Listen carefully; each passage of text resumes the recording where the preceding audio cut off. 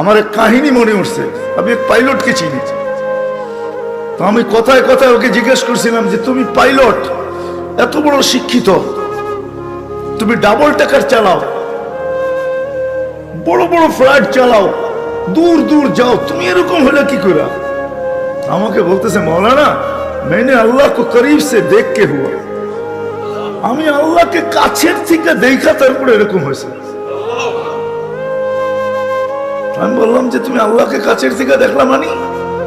আমি ফ্লাই করে যেতেছিলাম হেথ্রো এয়ারপোর্টে লন্ডনে। যখন আমি ইংল্যান্ডের সীমানায় ঢুকে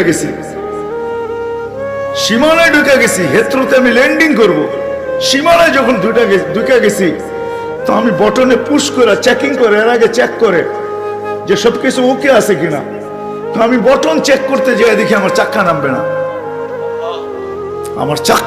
না, কিন্তু আমার কাছে ফুয়েলও নেই যে আমি ফেরত যাব, কারণ আমি 9 ঘন্টা ফ্লাই করে আসছি, 18 ঘন্টার ফুয়েল আমার কাছে নাই। আমাকে হয়তো ক্র্যাশ করাইতে হবে, নাইলে নামতে হবে যে কোনো ভাবে। বলে আমি হেথ্রো টাওয়ারের সাথে যোগাযোগ করছি যে আমার এই অবস্থা, কি করবে করো, আমার কাছে ফুয়েল নেই, আমাকে হয়তো ক্র্যাশ হইতে হবে, নাহলে কোনো ব্যবস্থা হইতে হবে যে আমি ল্যান্ড করতে পারি। হেথ্রো এয়ারপোর্টের ভিতরে কিয়ামত হয়ে গেছে, কিয়ামত, যে এই জাহাজকে ল্যান্ড করাবে তো করাবে কি করে। তারপরেও একটা সিস্টেম থাকে, ঠিক না? কিন্তু বলে ওই সময় যখন আমি ল্যান্ড করতেছি প্রসেসিং এর মাধ্যমে, তখন আমার হঠাৎ মনে উঠছে আমি না মুসলমান। তখন আমার মনে উঠছে আমার আল্লাহ না সব পারে। বলে আমি চিৎকার দিছি ককপিটের ভিতরে, আমার আল্লাহ সব পারে বলে বটনে চাপ দিছি, গড়গড়ে আমার চাক্কা নেমে গেছে। আমি স্বাভাবিকভাবে ল্যান্ডিং করছি, এর আগের কিয়ামতের চেয়ে বড় কিয়ামত হয়ে গেছে। পুরা এয়ারপোর্ট ছুটে আসছে, তুমি আমাদেরকে এই ধোকা দিলে, তো দিলে কেন? তোমার জন্য হেথ্রো এয়ারপোর্টের মতো হাজারো ফ্লাইটকে আমরা বাতিল করছি, ডাইনে বামে পাঠায়া দিছি যে অঘটন থেকে বাঁচার জন্য। তুমি তো স্বাভাবিকভাবে ল্যান্ডিং করলে। আমি বললাম যে চেক করো, তারপরে কথা বলো। তো ওরা যখন চেক করছে, চেক করার পরে দেখছে এই চাক্কা নামলো কইরা, তোর সব সিস্টেম তো ফেল, এটা কি করে নামলো? বলে আমি দ্বিতীয়বার দরজার ভিতরে দাঁড়ায় চিৎকার দিছি আমার রব সব পারে।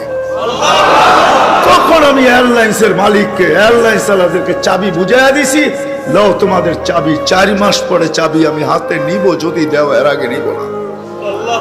আমি এইখান থেকে চললাম, কেন আমি মালিককে কাছের থেকে দেখে ফেলছি। সত্য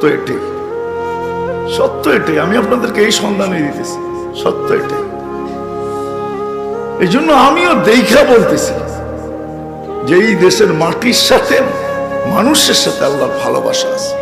কেন এই দেশে একটা পরিবেশ আছে যেটা দ্বারা মানুষ হবে। এত মসজিদ দুনিয়ার কোথাও নাই, এত মাদ্রাসা মক্তব দুনিয়ার কোনো দেশে নাই, এত হক্কানি আলেম দুনিয়ার কোনো দেশে নাই, এত আল্লাহওয়ালা গলি দুনিয়ার কোনো দেশে নেই। জুড়বো তো? যুবকরা কি বলে? আমি কি বুঝাইতে পারলাম? হ্যাঁ, মানুষ বানায় নিয়ে যাও ইনশাআল্লাহ। মনের স্বাদ আল্লাহ জান্নাতে মিটাবে। আমাদের মালিক শুধু মনের স্বাদ মিটাবে না, বরং আমরা যতটুকু স্বাদ রাখবো এর চেয়ে 10 গুণ বেশি স্বাদ আল্লাহ আমাদের মিটায় দেবে।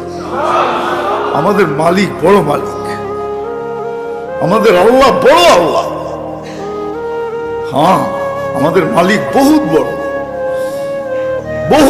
যেটার বর্ণনা দিয়ে শেষ করা যাবে না। কত বড় আমাদের মালিক, সব রাখা আছে।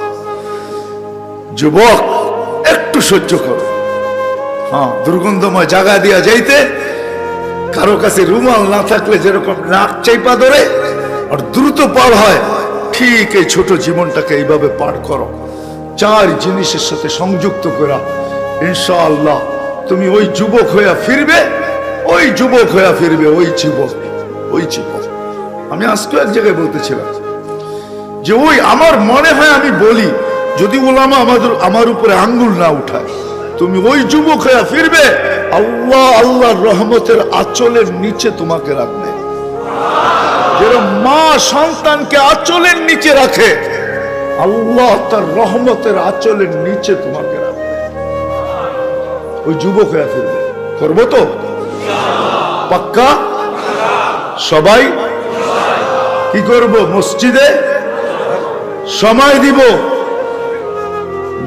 দিনী মাদারেসের সাথে নিজের সম্পর্ক জুড়ব, হক্কানি আলেমদের সাথে সম্পর্ক জুড়ব, হক্কানি আল্লাহ ওয়ালাদের সাথে নিজেদের সম্পর্ক কি জড়ব,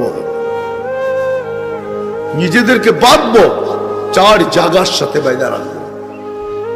যত বেশি দিতে পারি তত উপকৃত হব, তত তাড়াতাড়ি হবে।